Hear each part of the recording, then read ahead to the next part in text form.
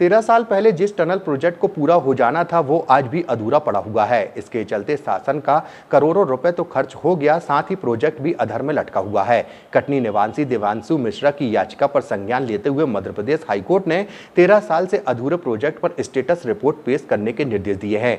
हम आपको बता दें कि नर्मदा विकास प्राधिकरण को स्लिमनाबाद टनल प्रोजेक्ट के माध्यम से बरगी बांध का पानी विंध्य तक पहुंचाना है, जिसमें 1400 करोड़ रुपए से अधिक का भुगतान भी किया जा चुका है। इसके बाद भी वह प्रोजेक्ट अधूरा है। हाईकोर्ट ने मध्य प्रदेश सरकार से इस परियोजना की स्टेटस रिपोर्ट पेश करने के निर्देश दिए हैं। इसके तहत बार-बार टेंडर में दिया गया एक्सटेंशन और उसकी विस्तृत जानकारी भी तलब की है। मामले में अब अगली सुनवाई 4 सप्ताह के बाद होगी।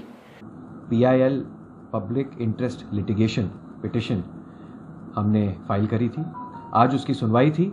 ये PIL जो थी वो दिव्यांशु मिश्रा जी के बिहाफ पे फाइल हुई थी। इस PIL में जो मेन मुद्दा था वो ये था कि जो नर्मदा विकास प्राधिकरण है उसने 2008 में स्लिमाबाद एरिया में एक कनाल को बनाने का टेंडर निकाला था। वो टेंडर 2008 में निकाला गया था और उस टेंडर की कंडीशन ये थी कि वो 40 माह के अंदर अंदर उसको आप कंप्लीट करेंगे। वो जो टेंडर की जो वैल्यू थी वो थी करीबन 800 करोड़। आज की डेट में हमने कोर्ट के सामने ये पक्ष रखा कि ये सवाल असेंबली में भी उठाया गया और जो हमारे माननीय मुख्यमंत्री जी हैं उनने उसमें जवाब दिए। तो जो जवाब दिए हैं उन जवाबों को लेकर कुछ हमारे चिंतन का विषय था, इसलिए हम उस चीज़ को हमने कोर्ट के सामने रखा है। वो जवाब में उन्होंने ये कहा है कि 40 माह की अवधि थी इसको कंप्लीट करने की, लेकिन अभी तक वो कार्य पूरा नहीं हुआ है। 13 साल डिले चल रहा है इस प्रोजेक्ट में। अभी 13 साल हो कंप्लीशन के बाद भी ये प्रोजेक्ट नहीं हुआ है। ये एडमिटेड फैक्ट है। माननीय मुख्यमंत्री जी द्वारा कहा गया है असेंबली में कि जो 800 करोड़ का जो टेंडर था उसमें आज की डेट में 1450 करोड़ की पेमेंट ऑलरेडी कॉन्ट्रैक्टर को दी जा चुकी है। उसके अलावा कुछ और भी उसी प्रोजेक्ट से रिलेटेड, क्योंकि एक ये टर्न की टेंडर था।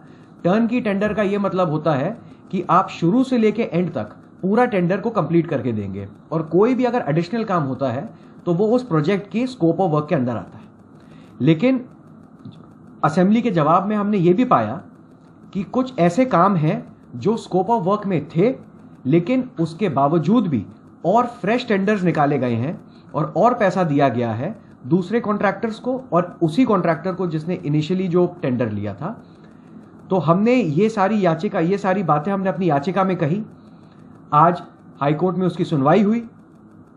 हाईकोर्ट ने स्टेट से एक स्टेटस रिपोर्ट मंगवाई है और बोला है आप बताइए कि इसमें प्रोजेक्ट की आपकी क्या स्टेटस है, कब तक कंप्लीट होगा और इसमें अभी तक जो एक्सटेंशन मिले हैं क्यों मिले हैं। अगर वो सारी जितनी भी डिटेल्स हैं वो सारी की सारी स्टेटस रिपोर्ट में उन्होंने डालने को दिया है और 4 हफ्ते बाद को ये मुकदमा रखा गया।